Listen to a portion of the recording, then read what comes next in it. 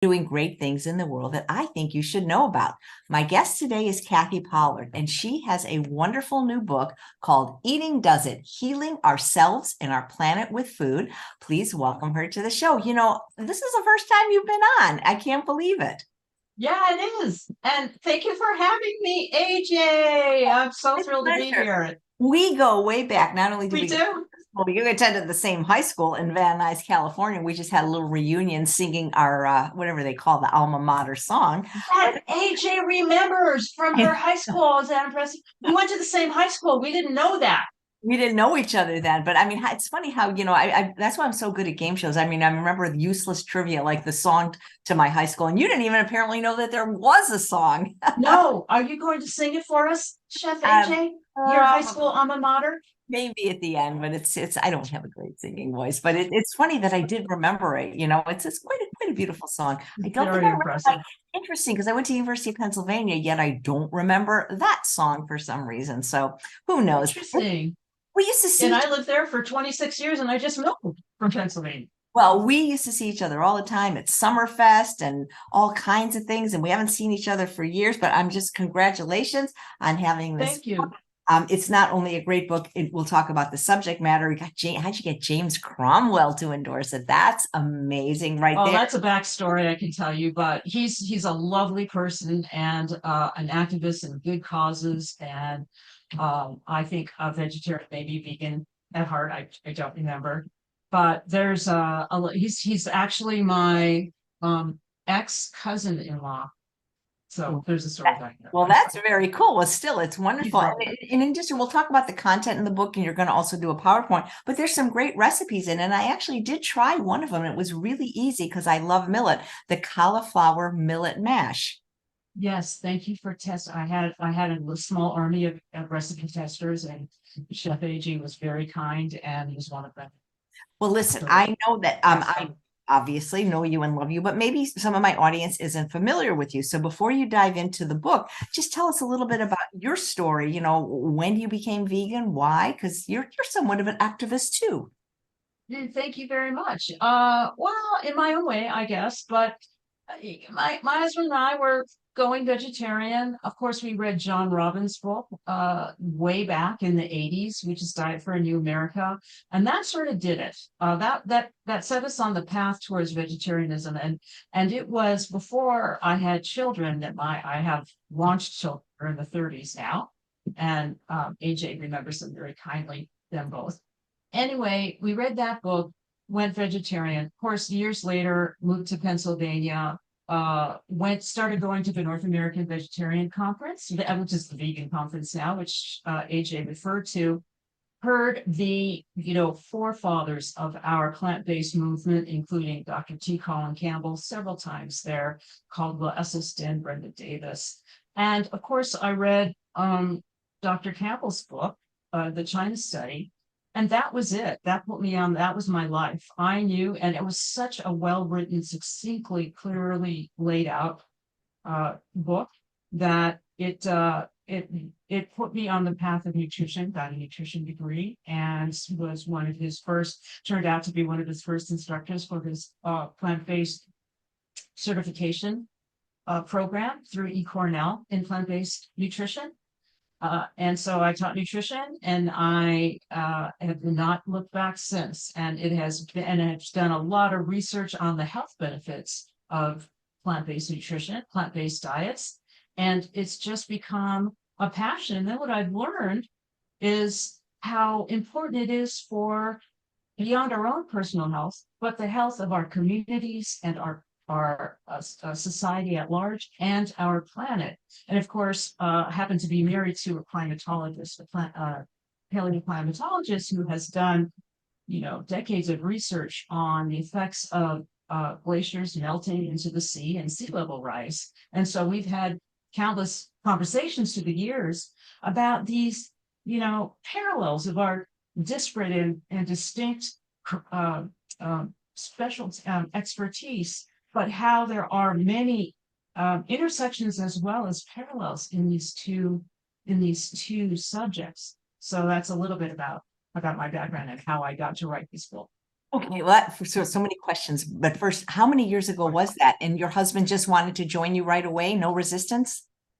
To being vegan and vegetarian. Yeah. Hmm. We did it together, no resistance. It was our choice of just through our own research and reading and ethics, because we both felt the same way as we read through the research, which is there's no need to eat animals, and these animals, they have feelings and interests and desire to live on this earth in the best that they can, just like we do. So for all those reasons, there's so many reasons And to it's so go great because, vegetarian. I hear so many people because their family, there's so much resistance. How long ago was that when you made the switch?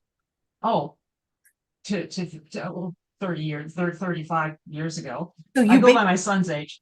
so you basically raised your children in a time where many people didn't even know about eating this way. You raised your kids this way, in other Yep, words. got two vegan kids. They were raised that way. Got to say, there's a little wavering in there, just because we vegetarian. Oh, pregnancy, maybe I'll have get some eggs in there, and then went back to vegan. There's no reason to, but not not being immersed in nutrition. Most people, we have doubts, and there's a lot of misinformation out there about what's healthy. That's another interesting element about both of these topics of, let's say, planetary health and climate change, and dietary chronic disease and health and nutrition. There's so much misinformation out there, and it's complicated. These are confusing subjects, and it's never like one thing that tips the balance towards health and disease, or tips the balance between being able to keep our planet intact and having environmental degradation. It's always several elements involved. That's another similarity to topics. So it's complicated and it's hard to make decisions, and that's based on all this information, and how much of it is misinformation. And that's a big reason why I wrote this book. There's a lot of basic science in the book. I didn't know what your husband did for a living. You say he's a climatologist. What is that? What is a climatologist? Well, it is a scientist who is trained and uses specific tools in order to uh, uh, uh, measure the different elements of our climate, which is different than weather, because climate has to do with the whole global atmosphere and effect of long-term effects of weather and temperature change over time, and use these tools to see what the trends are. Is the planet getting warmer? Is the sea level rising? Has that happened in the past, and is it bound to happen in the future? So a climatologist, in their specialties, will look at the research and use tools in order to measure change in climate. Interesting. So, did your kids like being vegan or vegetarian growing up? Did they ever rebel against it? Are they happy that they eat this way now? Are they raising their families this way? No grandkids yet, but they're coming at some point, I assure you. Um, I would say it wasn't a question. It was just what they did. They didn't question it. And of course, when they got to school, they saw that maybe they're different than others in that way. And I never had any pushback from them. I did when the Rose entered the teenage years, I guess she would sort of want to eat like her friends and have the cheese pizza and all that. And she'd ask a few questions, and gave us an opportunity to talk about why this is healthier and more ethical not to eat cheese, and we had a reason to talk about that. And then we had pizza, and it was great. So it was never really an issue, although the differences became clear for them, and they had to think that through themselves. And now I have two robust, healthy, and very active socially kids, and they're very integrated into mainstream life, and they're vegan. And it's not as weird, I guess, as it used to be when they grew up. So it's not really an I issue. They're not self-conscious about it. I love to hear people's story about when they made the transition. And it's interesting how for so many people, it's a book. It's often Dr. Campbell's book, The China Study, or a documentary like Forks Over Knives, or even one that might have come before that, because it just seems that the information is out there if people want it, but so many people just don't want to know, you know? Right, or can't access that information. They don't know it's out there. And as I mentioned, there's so much misinformation out there. It's hard to tell what to go by. That is a major reason why I wrote the book. Well, so tell me about the book. What propelled you to write it? Is this your first book? What was the process like? Was it fun? Was it hard? And what will a reader glean from getting this book? And I'll put the link to buy it in the show note as well as the chat.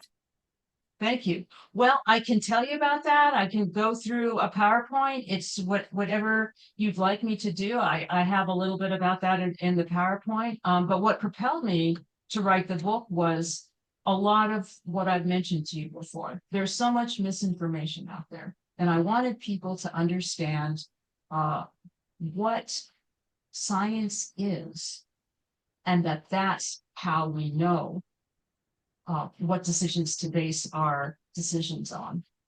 What is right, what is wrong? How do you analyze that? So I'll tell you a little bit about that if you'd like me to share. It would be a great time. And I'll just do that. Nice. So let me get my PowerPoint up here. It's being taken by some tools there. Okay, so play. It always works when we practice it. There we go. Okay. Well, so I'll just tell you a little bit about this book, and I'll start with asking you a question, and that is, what if there was one thing that we can do in our lives that would be the biggest impact on ourself and the planet, the best tool that we have to maintain our health and that of the planets? What would that one thing be? And how do we know? How do we be convinced that this one thing can save us? Well, I think you know where I'm going with this question. And it all has to do with our choices and what we eat. Eating does that. Eating is the most impactful thing that we can do, because food is the most accessible tool that we have. Its effect is immediate. It's long lasting. Nothing compares to its benefits. And a transition to a healthy diet, which of course, as AJ knows, is a whole food, and all of her followers listening, it's a whole food plant-based diet.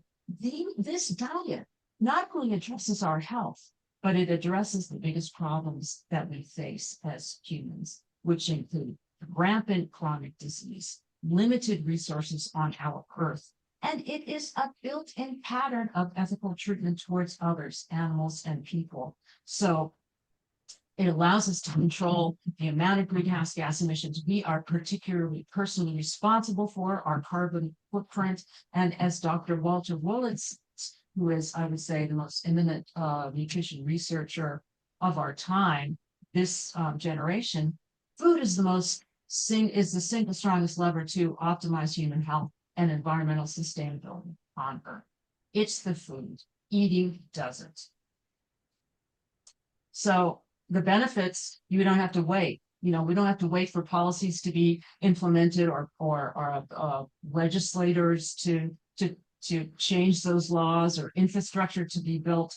You just need to start eating smart. And that's what Chef AJ has been teaching us for years and years and years. Eating smart.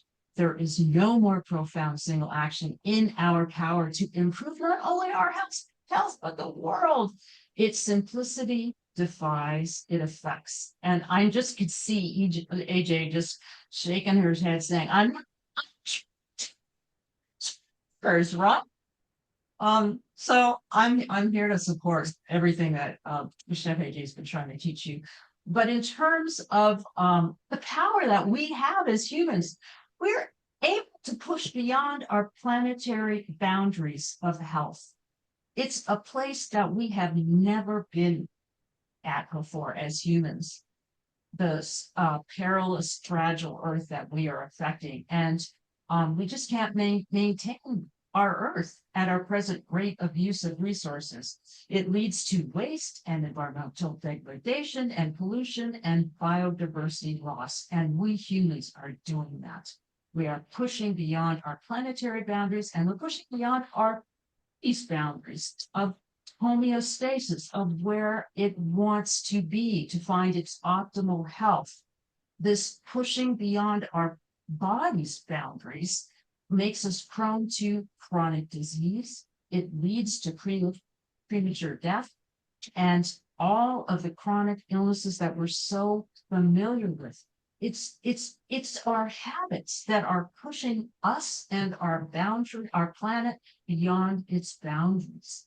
So the Earth's planetary boundaries, there are 9, and this concept of planetary boundaries was introduced to us in 2009 by a group of Swedish scientists to sort of indicate the areas of limitations that our boundaries have. And there are lots of them. There's land and freshwater use and the chemicals that we put into them and what are stored in the land. There's climate change and biodiversity. So there's 9 limits of those, and we are pushing those boundaries. And this diagram sort of shows that we've gone beyond safe operating space of many of them. And this diagram keeps getting updated, and we see more and more orange going into red, which indicates that we've gone beyond the safe limits of our planetary boundaries. Novel entities are chemicals, acidification. I think we've reached already, and you can see that the integrity of land, biosphere, and water has been breached. So I see climate change as Earth's chronic disease. We need to limit coal, gas, oil. They have to be phased out. We also have to address our dietary patterns, our agriculture systems, and these will not transform without us. And when I say us, I mean us as individuals, because our choices make things transform. Nothing changes in terms of policy without us asking for it. So the demands of agriculture is great on land, water, fuel, people, transportation, and commerce. And guess what uses the biggest demand on resources? It is animal products, meat, dairy, poultry, and eggs. They use the most of these of our precious resources, and producing them is up there with the most environmentally damaging practices that we do as humans. 40% of our land use is for crops and pastures that are used for that are used for food, and livestock uses 80% of that land, yet produces a fraction of the calories consumed worldwide, like 20%. So just that one little factoid in itself is like shocking, right? We're using 80% of our land to produce a fraction of the calories consumed worldwide. That is not sustainable. So how do we change it? Well, the lowest hanging fruit is right in front of us, and that's eating a plant-based diet. It's the most potent action that we can take to address the biggest challenges we have, because these foods demand the most resources, animal foods, and producing them is environmentally damaging, and it uses the most water, and it's the biggest source of water contamination. It's wasteful and it's inefficient. So replacing them with wholesome plant foods not only improves our health, it lowers our risk for disease, and it's the most accessible action you can take for change. And how do we know this? Well, there's reams of research on it. And this concept of gathering that research and evidence and understanding is called science. And I spend the first section of the book talking about what science is and what it's good for and what we can use it for. So there's a method to this gathering of information. It's not, arbitrary. Scientists gather evidence and they use them to model what, say, the climate is, and they use the well-established laws of physics and chemistry in order to make some assumptions. They run these models like of how the sea level is rising, for instance, into the past and see what happened in the past. And they compare it with future possibilities. And it's all based on this data that they have accumulated. They continue to research and they document the trends that they see. And that's how we know what trajectory climate is going to. And the trajectory is serious. It's like a disease. Like if you're diagnosed with cancer, you have to deal with it. If you have a chronic disease, avoiding it is going to make it worse. So we need to address it. And the climate is the same way. The sooner we address it, the more we do, the more control we have, and the least impact it will have, the change will have. So that's why I see climate change as the Earth's serious chronic disease. And we know that things are changing because there are clear and concise indicators of global warming. And I list them in the book and I won't go through them here, but there's 10.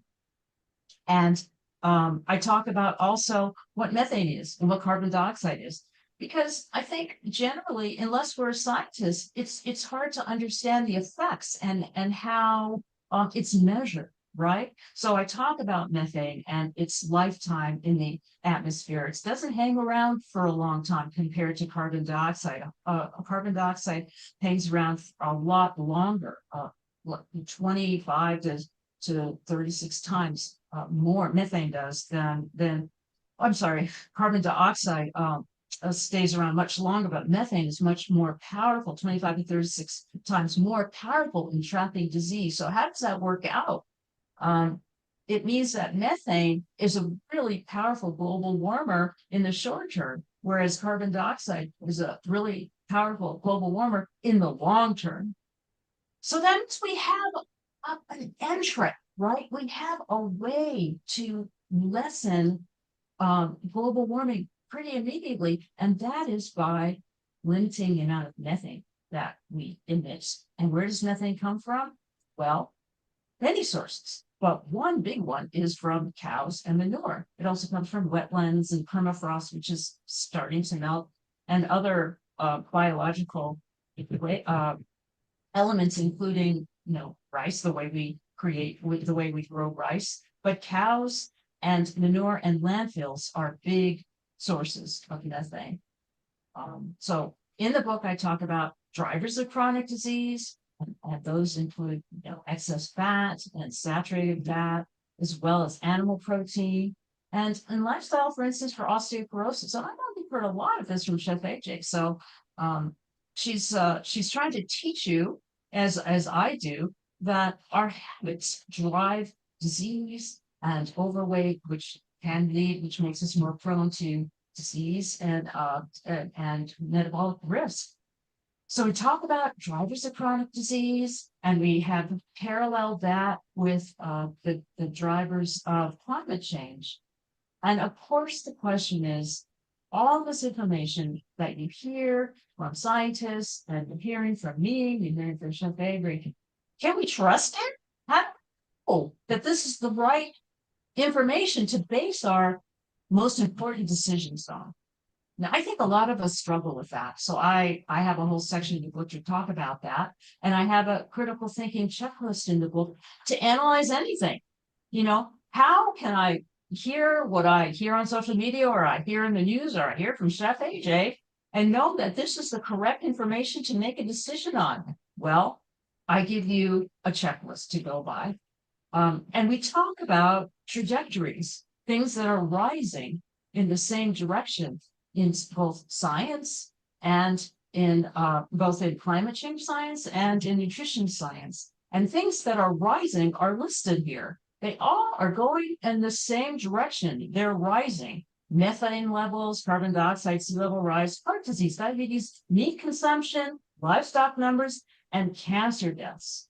So it's interesting that they're all rising like a hockey stick. And this is a hockey stick graph that's very famous from Dr. Michael Mann's paper in 1998-99 papers that show this really on the right-hand side, really and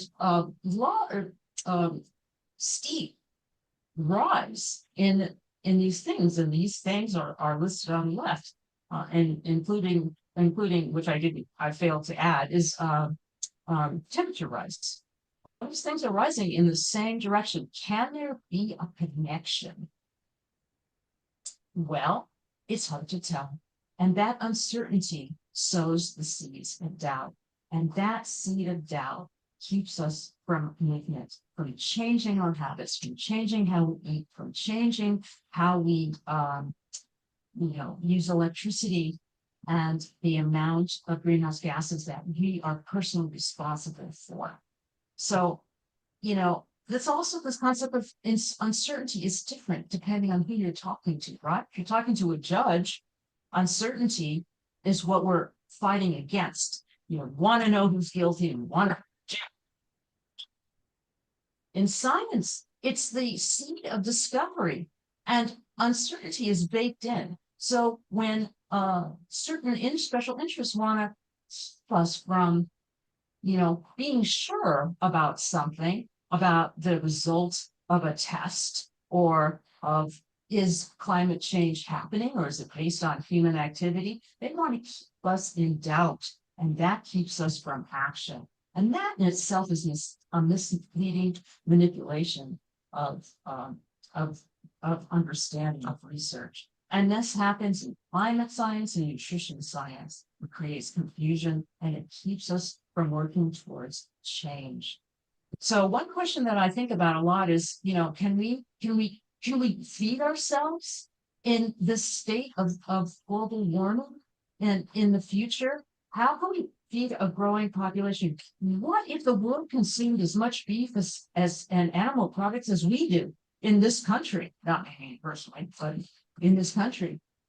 Well, a lot of scientists have thought about that, and there's a lot of research on that. And one showed that if the world just increased their level of beef eating to 70% of what Americans eat, and the population continues to rise and reaches 10 billion, could we sustain a population and the planet eating that much beef?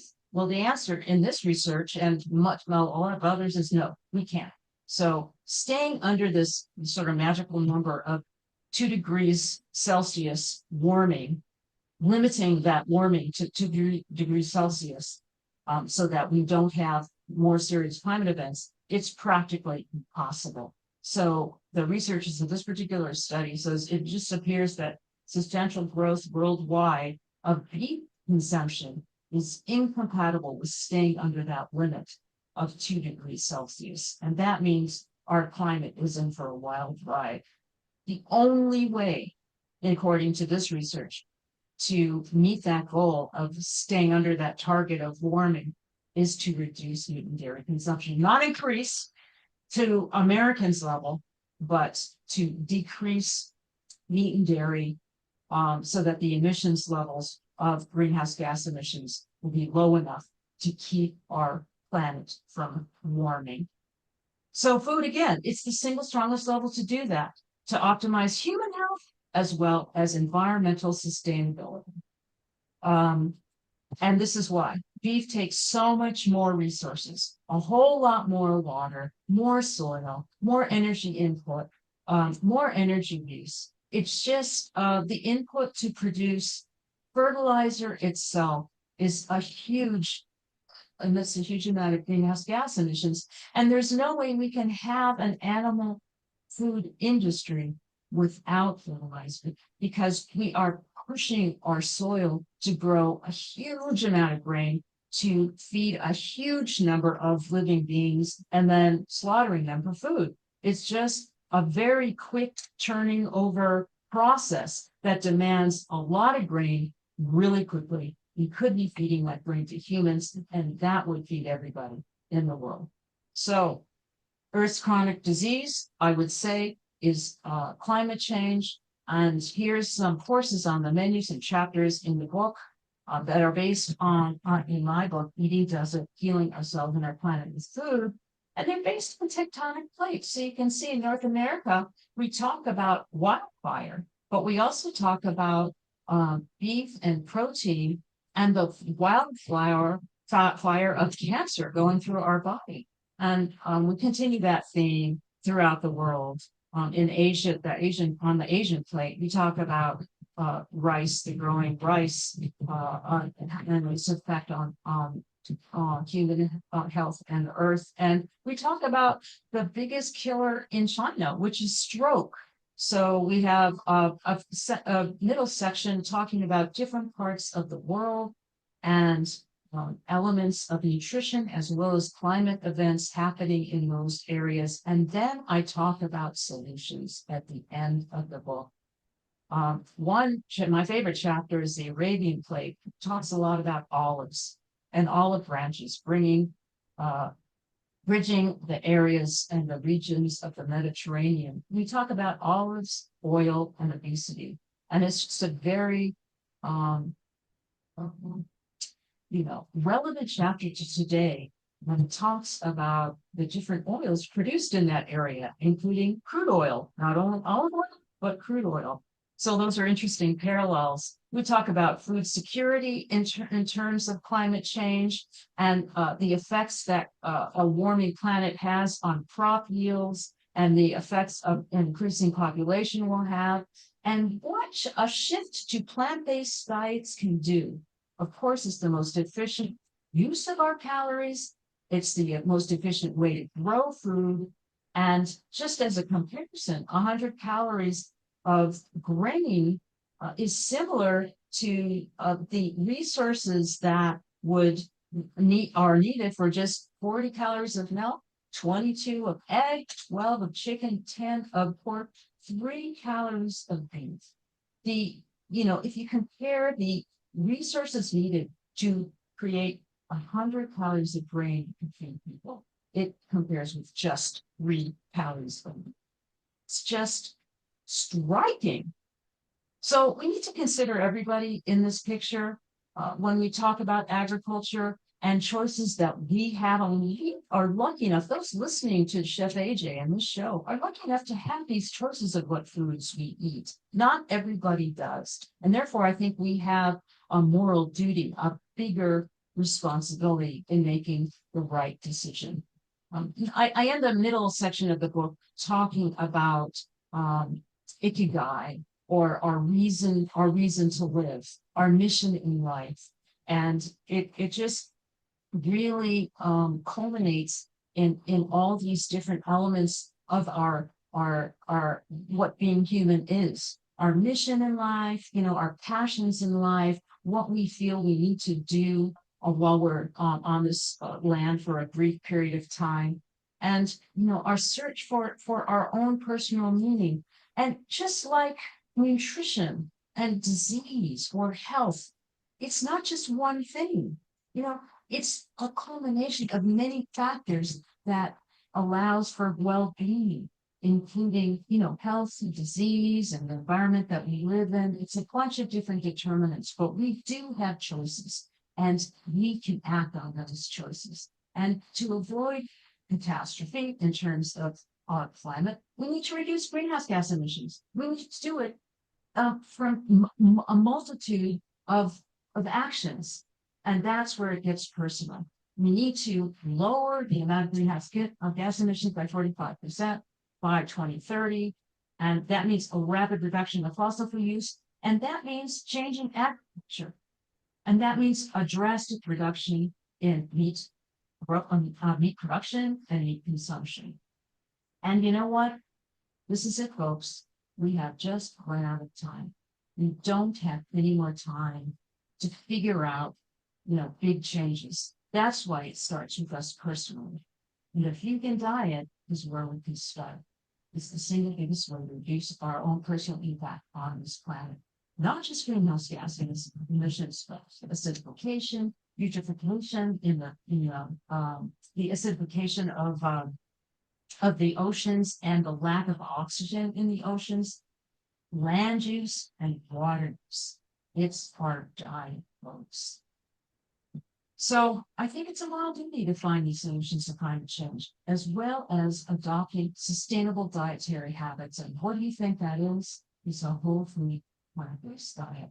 So folks, I really appreciate you listening, and I'm stopping my share so that you can see beautiful Chef AJ again. Thank you for Hello. listening. That was wonderful. You're very passionate about this, but how do you maintain hope? Because sometimes I feel, as an almost 50-year vegan, that it is hopeless. It's a really important question, AJ. And I think a lot of the hope comes from individuals. It's such a big problem, right? Climate change. What can I do? I'm just one person. Well, it starts with our own habit. When those habits, look, you're a perfect example of this, AJ. You have spent your lifetime on a quest to find health for yourself, right?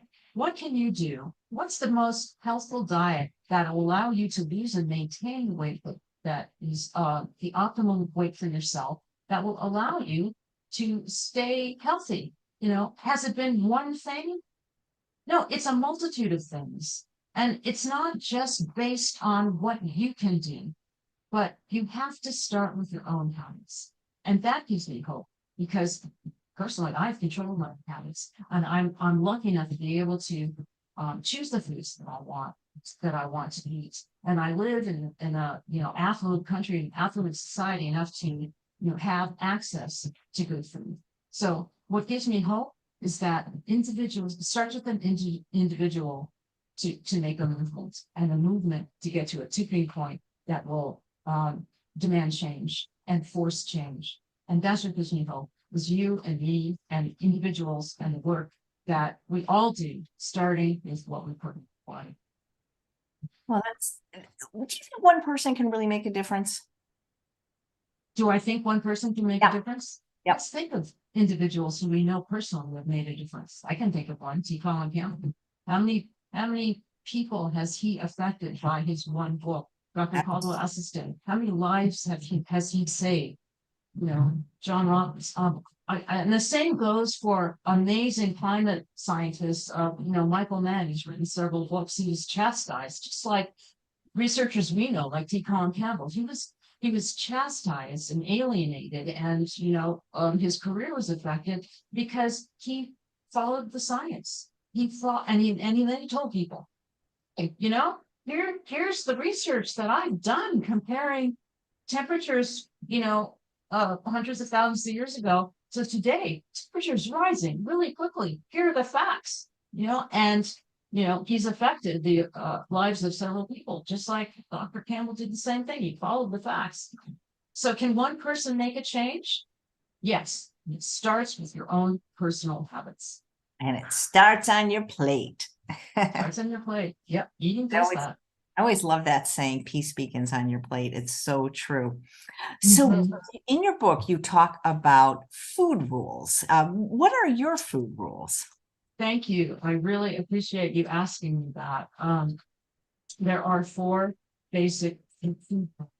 And when I am being interviewed, I sometimes forget, so I'm going to make sure. So I'm going to tell you exactly what they are.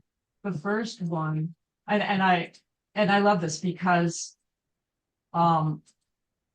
it has to be a conversation, and you'll know why in a second with you. So the 4 basic food rules starts with number 1, which is the more whole plants that you eat, the better. That's rule number 1. Whole plant foods. And AJ, you're a master at describing what that means. So I'm going to turn it over to you after I get through the 4. The second rule is, you're going to hate this one. And there's a caveat to this one. Here's the second one. Don't sweat the small stuff. What I mean by that is, you know what you should be eating. Chef AJ tells you what you should be eating to maintain your weight, to lose your weight, and to be healthy. But you go to a party and you have a cupcake. That is not the end of the world. That does not mean you stop on your trajectory. It's a little thing compared to the effect of your diet. So don't sweat the small stuff. Just go back to what you know is right, what AJ is teaching me. The third rule is eat the rainbow. You just eat a myriad of colors that whole plant foods are and produce, because those, and that includes white, the color bone. But those colors are the same chemicals that are antioxidants that clean our blood and protect us from disease and keep us healthy.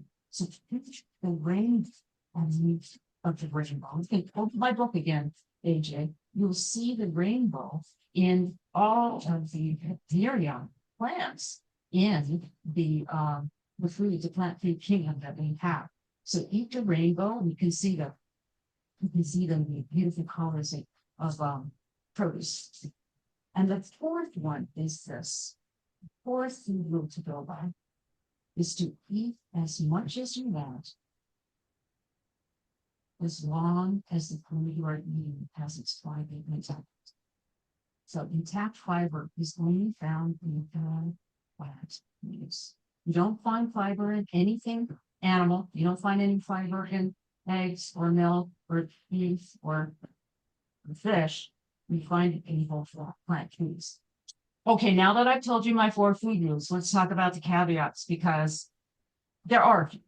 One is there are high fat whole plant foods like nuts and avocados and coconut, which if you are suffering from a chronic disease or you're needing to manage your weight, you may not want to eat a whole avocado. I mean, you need to have a little bit of common sense with that. And of course, the other caveat is you need to work with your doctor particularly if you have a chronic disease. And there are maybe some things that you can't eat, like if you're gluten sensitive, you can't eat any grain. And so there are some caveats if you have a chronic disease, you're not in optimal health, or if you need to concentrate on weight. So those are my 4 food rules, and I would love to hear Chef AJ's commentary, because I'm sure she has some. She always does. Well, no, I mean, when you talked about eating the rainbow, the first thing I thought about, like, we just had Thanksgiving a week ago, and we had 35 people over. Most of them were vegan, and everything was beautiful and colorful, the delicata squash, the sweet potatoes. But when I think back to childhood traditional Thanksgivings, the food was brown, turkey Turkey's brown. Gravy's brown, mashed potatoes are white, but there's not a lot of color in there's no color in animal foods. It's either red or brown, basically, red, which is the blood. Right. So it's not a beautiful thing to eat. It's funny because I volunteer at this special school. I have these 2 volunteer jobs, and one is at this special school, and they have chickens, and these chickens were born on November 15th, and there was like 20 of them, and they were all in a coop, and some of them were silver and black, and some of them were what we think of. I always think of chickens as yellow because that's how you often see them. And it was so interesting to me because these students, they take such care to raise these chickens and love these chickens and hold these chickens as they're eating chicken. And it's like the disconnect. Yeah, it's so weird. Like, I always remember when I was, I've been vegan since I'm 17, a veterinarian saying, how can you love one and eat another? I mean, and it's different. Like most people love dogs and cats, and they don't think about maybe cows and pigs that way, but they were like, loving chickens and eating chickens, and it's like the world is so disconnected. Where does that come from? This concept that is sort of so ingrained since that the food in our plate is not related to the sentient being that may be purring at your foot. It's this disconnect that animals are somehow pets that are different than the animals we eat. Or you don't see the food on our plate as animals. And it's been so ingrained that since childhood, as you say, that we just don't notice it. We're numb to it. And so it takes a little bit of shaking up in our brain in order to think of our food, to think of where the source of our food comes from.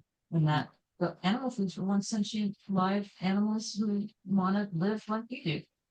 I'm curious, how do you feel, and it's not there yet, I don't think, but lab-grown meat, do you think that will help the people that absolutely have to or want to eat meat? I mean, it's not going to be any healthier, obviously, but one of the things that I think it could help is there's a lot of vegans out there that have pets that either aren't vegan naturally, like cats, or that they have trouble. Maybe they have adopted a dog older and they don't want to eat, vegan dog food. That would be my reason for promoting it or supporting it, Yeah, I think that's a great use of lab-grown meat. Another use could be transition for people who are so used to the standard American diet or based diet, but know that they should, for whatever reason, moves them personally, it could be chronic disease or what their doctor said, or it could be their concern for the earth, um, have a hard time changing. It's also food addiction, as you know. There's a hidden addiction in food that most of us don't acknowledge or realize. And that is that sugar, fat, and salt are addictive. They hit on our pleasure receptors and change them. And we get, they're a concentrated source of what we find in food naturally in the plant food environment. But humans have been able to make it in such a concentrated form that it's like a drug. It's in the dopamine and receptors in our brain. It wires our brain to want more. And that's the problem. So in order to address such food addictions, do I think lab grown meat has a place in the future? Yeah. Yeah, I think so. Do we need that to feed the world? Absolutely not. Yeah. And can it serve our own personal, purpose of living in a sustainable world and eating a more plant-based diet? Yeah, it can serve a purpose. So I see it as your example is the perfect one, using it for specific needs like feeding our animals, as well as maybe a transitional food towards more whole plant based. But in terms of health, absolutely no reason to replace regular grown meat with lab grown meat. No reason at all for health. In fact, the more lab grown meat in our system, the less healthy, just like any animal. Yeah. It's funny. I just heard about something yesterday called meaty, MEITI, that's made out of like mushrooms or something. And it's like, I haven't tasted it because my thing is I didn't even like the taste of meat when I had to eat it as a child. So I'm not looking for that substitute or that mouthfeel. But I mean, if it tastes like it, what is I don't understand people's resistance, Because they're so used to the taste of meat, they can't, and there's this addictive quality to it, which partly could be coming from the protein, not just the fat, the sugar, and the salt. That they can't imagine a happy, fulfilling diet without it. That's why it's a brain thing and a personal thing, an emotional thing, and an addiction. People, I think it's that pull, and people don't want to change their habits, partly because of that. I think the addiction part is underplayed, even, I don't want to say especially by many of the plant-based doctors, because there's so many people, even there's people that know what to do, but have a really hard time doing it. And I completely understand that. There's so many people that just can't even take the first step. And what else could it be other than addiction? I'm talking about people that we all know that have tremendous amounts of excess weights that is not just a visual thing, but they're suffering with all kinds of diseases like autoimmune disease, diabetes, and on multiple medications, and they don't even want to entertain a dietary change. If it's not, then what is the reason then if it's not an underlying food addiction? That's what I want to know. Yes. And people like you and me, we rack our brains trying to figure out why, the evidence is clear. It's not just, scientific evidence, but, case study, people around us, they change their diet and they eat whole foods and hey, they lose weight and they get healthier. It's clear, but what is keeping people from making that change? Well, I think bullseye, bingo, you said, I think addiction is a big part of that. And people it's a hidden addiction because it's not like opioids. It's to a lesser effect, but it's habits. Humans are stubborn. We don't like to change our habits. Part of it is addiction and part of it is habits. I love what Dr. Frank Sabatino says. Food addiction is the only addiction that it's socially acceptable. You can do it in public, you can do it at your desk at school, your desk at work. It really is a mass addiction. Now, this question is just a fun question. Every guest on Chef AJ Live gets it eventually. What do you eat in a day and what do you do for exercise? AJ, I just watched your show and what you eat. It's so cute. It's so much fun. And I keep my steamed vegetable water also, and I use it for, whenever I cook whatever else, a stew or something. But now I'm going to start drinking it just like you. I'm drinking it Um, right now, my pot liquor. I love it because pot especially liquor. it's so, That's what it's called. it's Pot really just liquor. broth. Yeah, yeah. Oh, okay. So what do I eat in a day? Okay, well, so let me start. I either and I'll also give you a caveat with that. So I either eat oatmeal or a green smoothie in the morning. So let me give you and I usually have a smoothie in the morning. So let me give you a caveat about that. I have a smoothie that is just packed with all whole fresh foods, which includes homemade soy milk, which I make at home, and kale, and a couple dates and fruit. Okay, and I use frozen fruit, so it makes a smoothie. Now, having said that, when you put food in a blender and you masticate it and you break up the fiber, it's kind of the carbohydrate, the sugar is going to go right into your bloodstream really quickly. So that might not be the best breakfast for you, a smoothie. That might not be the best food for you if you are trying to control your weight, you have a metabolic dysfunction like diabetes. So what I do should not be the footprint of what everybody needs to do. So the best, I think, morning wholesome breakfast would be a bowl of oatmeal with fruit in it, could be frozen or fresh. Maybe if you need dates or a sweetener like a little maple syrup, that's great too. I usually have a smoothie or oatmeal. I usually have either a salad with beans in it for lunch or leftovers. I always have leftovers. A stew, or I might make a sandwich if I have some really dense whole grain bread around. So lunch would be a just simple either leftovers or salad type of lunch, but usually with beans. And dinner, I would have another maybe bean dish or a grain dish based on whole grains. And there's so many. It's not just rice. And I always would go with whole rice or whole grain, like brown rice, of course, which if you don't have brown rice, you're eating white rice, you're just throwing away all the good stuff, throwing away all the fiber and the hull and the bran, which has all the nutrients and minerals in it that support health. So I would have a whole grain for dinner. So basically my day would consist of having, beans and whole grain, whole fruits and whole vegetables.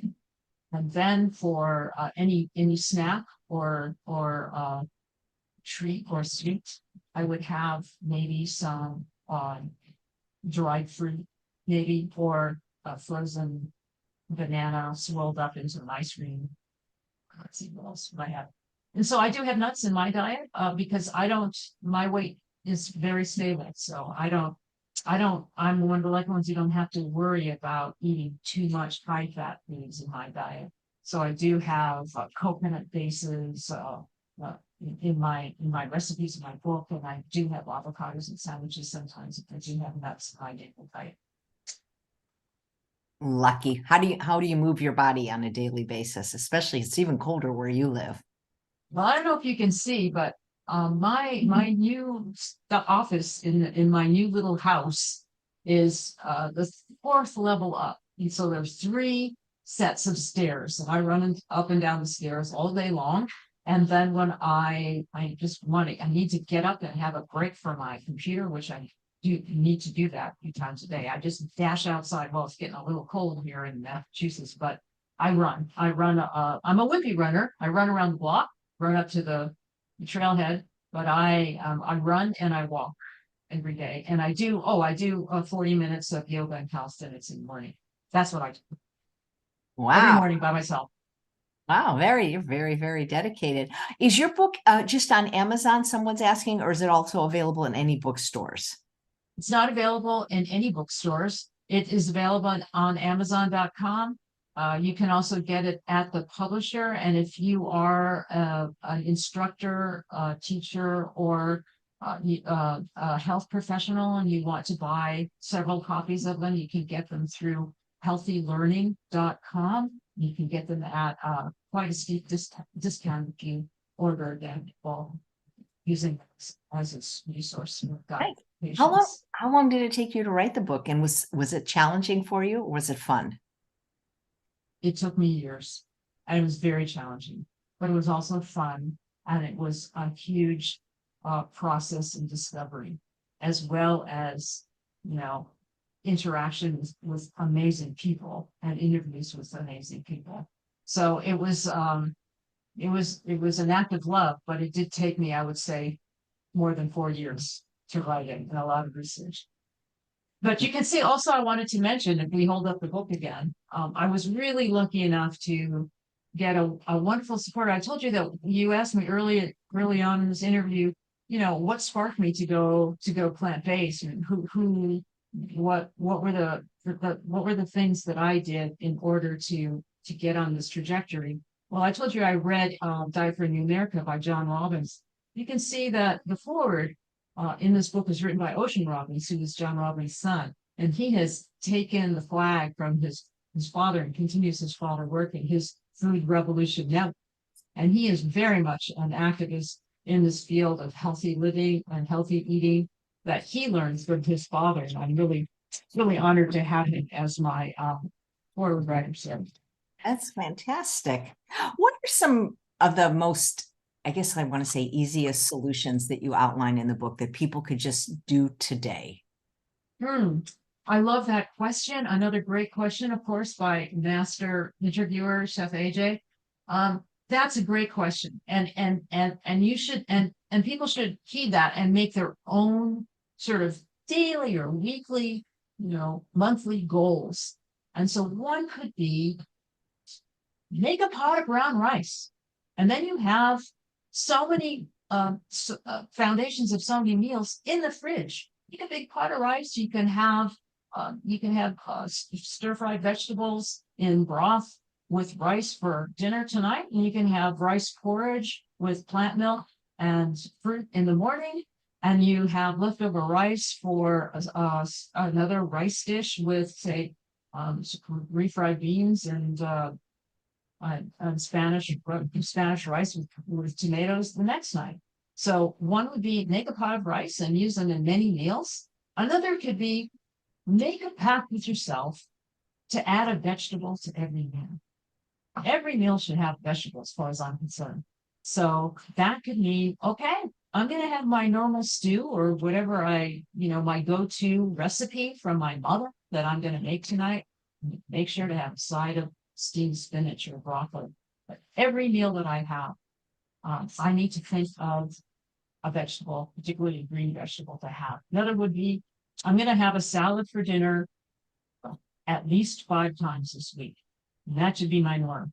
A salad of fresh, raw, mainly raw vegetables, which could be lettuce and spinach and carrots and beets and broccoli and your choice of fresh, whole, particularly green vegetables. So that would be so my suggestion would be look at your own life and make your own SMART goals that you can attain within a particular time period, like, you know, in a week. I'm going to just make sure that the following week will include a vegetable at every meal, whatever, you know, whatever goal you know is attainable in your life. What were some of the goals that you've made, Chef AJ, when you were really conscious about trying to maintain your weight for your health? Well, let me think. Well, I would say the biggest one is just no junk food in the house. Like Dr. Lyle told me when I met him in 2011, you must work harder on your environment than you do yourself. So that for me, that was the biggest goal. And I've kept that goal. And I think that's where a lot of people stumble. That's a good one. So that could be a great goal. Okay, this coming week, I'm going to look in my pantry. I'm going to go into my shelves. I'm going to go through my kitchen, and I'm going to identify every element of junk food that I have in the house. I'm going to get rid of it. That's my goal for the week. That's a great one right there. Yep. And then, you know, for me, it was, the exercise was something I had to I didn't start exercising till I was in my 50s. So I had to, that was something, but like you say, it wasn't even so much goals. It was more like habits. A lot of people say, well, I don't have motivation. I don't think motivation lasts anyway. You just have habits in Willpower. place. Yeah. If you're relying on willpower to diet, and lose weight through a particular diet that's a low calorie diet, for instance, how long is that going to last? You're going to feel depleted. You're going to feel like you're not, you're going to feel like you're deprived. So that's not going to last.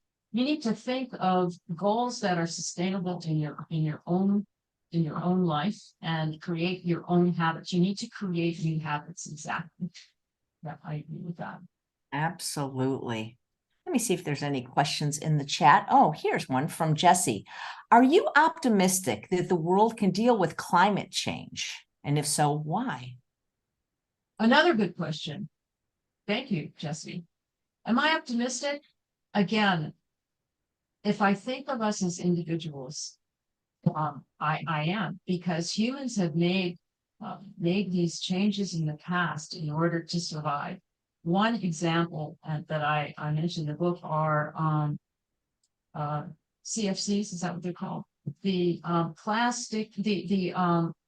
It's a greenhouse gas that we saw in that was affecting the ozone layer. And in the 70s and 80s, the scientists were able to see that the layer that is protecting our Earth from the harsh rays of the sun was being depleted. There's a hole in our ozone. And it was the CFCs that is produced when we make plastic and we use that plastic that is depleting the ozone layer. And also the refrigerants, a lot of the chemicals that allow us to use cooling freezers and refrigerators. So we were able to address that in a very short period of time because we knew our survival sort of depended on our well-being depended on it. And as a species beyond just our nation, we changed the rules. We changed the industry in order to lower the amount of these chemicals into our atmosphere. And by Jove, the ozone hole has been shrinking and shrinking, and it's almost gone. It's going to be gone in another decade or so. Was it 40 years? Sorry, don't remember that factoid. If we continue on the trajectory of, not using this in our industry. So there's an example. Am I hopeful? Yes, humans can change, and we know what we need to do in order to A, get healthier, changing our diet towards a whole food plant-based diet, and B, eliminating the fossil fuels. We know those are the answers. And the motivation comes from within. We have to choose to do it ourselves. And that makes me hopeful because you're listening to the show right now, Jesse, as all of Chef AJ's followers are. You're interested enough in making a change and learning and do it. That's where the hope is. So yes, we need to maintain that hope in order to motivate change. That's what motivates change. So keep hopeful for that reason. You mentioned processed food. What impact do you think that has? Because when you go to these vegan events, I mean, like even Summerfest, bless them, there's a lot of junk, and there's so many vegans that just eat a junk food vegan diet, and maybe they have weight problems, maybe they don't, but I can't see how that can be healthy in the long run. Yeah, I agree, and I wouldn't put that. And those processed foods generate the most waste, and they deplenish health. Those are the two. I see three categories of food, and those two categories, which include processed foods and animal foods, are the most damaging both to our personal health and to the planet, and uses the most resources. I think of all the packaging that is involved in those processed foods, let alone the health depletion that food offers. So what do I think of these processed foods? We don't need them. They're a detriment to our health. And we need to steer ourselves away from those as well as animal foods in order to maintain the health of ourselves, our personal health, and our planetary health. And we do that by our habits. We do that by not buying them and by buying the whole fresh produce that we can find either in farmers markets, where your area has farmers markets. And it's also seasonal if you live in North America, in the East, like I do, as well as finding them in the frozen section of our grocery stores. Whole plant, please. that's what maintains health, and that's what is the antithesis to processed foods. Great. Well, thank you. So guys, I keep putting a link for this wonderful book. There's still talk about the recipes for a bit, like, did you make them up? What there's some very international recipes in here. Dominican, for example, I see one. There's things with plantains. There's American type recipes. Mm-hmm. They're all internationally inspired. They're all my recipes, but they're all inspired by the different ethnic cuisines that I cover in the center, the middle part of the book, which is areas based on tectonic plates, areas all around the world. So the Asian plate has Chinese food, Chinese inspired recipes, and some of them I talk a little bit about the origin of these foods, like Chinese food takeout. It's an American thing. It's not from China. Chinese brown vegetables in Chinese brown sauce, or tofu in Chinese. That's an American thing, but we think of it as Chinese food. But all of the recipes, and there are about 66, I think, in the book, are my recipes, but because I've made them healthier, that all of them have no oil, no salt, or options for no salt, hopefully no salt, and no sugar. None of them. They're all whole plant. So they're a little bit adopted. They're a little bit tweaked, but they're all adopted from the inspiration of cuisines from around the world. Nice. Thanks. So Kathy, what message do you want to leave our viewers with today, and where can they find you if they want to connect with you? Oh, thank you. Well, I think Jesse hit on the question, which is hope. And I guess the message I would leave people with is that, we have the power for big change. And yes, it's individual. The power starts with our habits, and it starts with the food in front of us. So big changes can happen, as Chef AJ is a model of. You can take control of your health and lose weight. You can also affect your personal carbon footprint, and that affects the trajectory of climate change. It starts with what's on your plate, and that is hopeful. I guess that is the message that I'd like to leave people with. And what was the other thing you asked me, Chef AJ? You asked me two questions. Right. It's like, do you have a social media presence, or I know you have a website, it's in the notes, if people want to follow you or connect with you, what's the best place to go? KathrynPollard.com. So feel free to contact me there. And I have a couple of ways that you can get a hold of me there, and I'd be happy to speak at your organization, so I can invite me there. So I would send them to that, KathrynPollard.com, and the link to my book is there, as well as AJ putting it in her running. I was going to let you go, but there's another question from Jesse. What do you see as the future of energy production globally?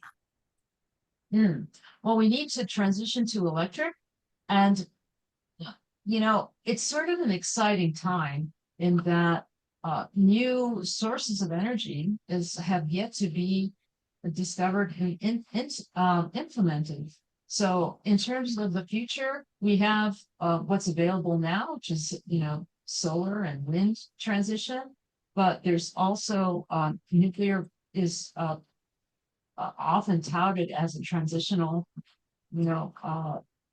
source of energy, as well as so many sources of energy that we haven't developed yet, or is not developed on a large scale. So I can't even predict, but we have so many sources of energy now at our fingertips that we can change to, and we just need to make the start. The start is converting away from fuels.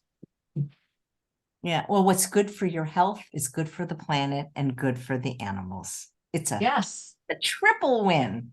Yes, that's a great way. That's a great way to end. Yes. Thank you. It's so great seeing you again. All right. Yes. Now, here's the thing. Next time I see you, you better remember our high school song. Anybody else? Okay. Grand High, 1977. Here's the song. I don't know. Sometimes YouTube, I get AJ's 1 year behind me. I was 1976. So go. Also, Sing it, baby. sometimes when you sing on Zoom, it mutes it, but here's the song, guys. Oh, hail alma mater, we sing with a vibrant cry to pledge our allegiance to grant our senior high. We vow this together in every endeavor, we proudly uphold our name with brown, orange, and white as the sign of our might.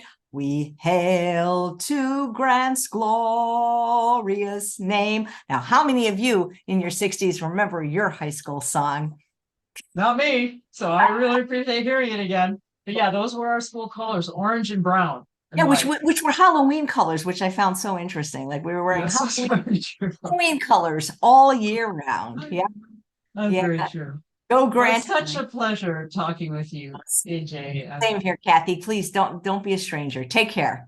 Yes, take care. Thank you for your work. Really appreciate it. And thank you for this wonderful new book, guys. Check it out. The link is below. Thank you. And Yep, check it out. yeah, congratulations. Amazon.com. It's like having a baby birthing a new book, isn't it? Yeah. Makes That's you right. wonder how many more babies will come out, but Yeah, probably not a lot. People are saying a couple of Valley girls. Absolutely. And guys, please come back tomorrow 1 hour earlier because, Dr. Rogers, he likes to talk at 8 a.m. Pacific time. And Dr. Peter Rogers will be our guest.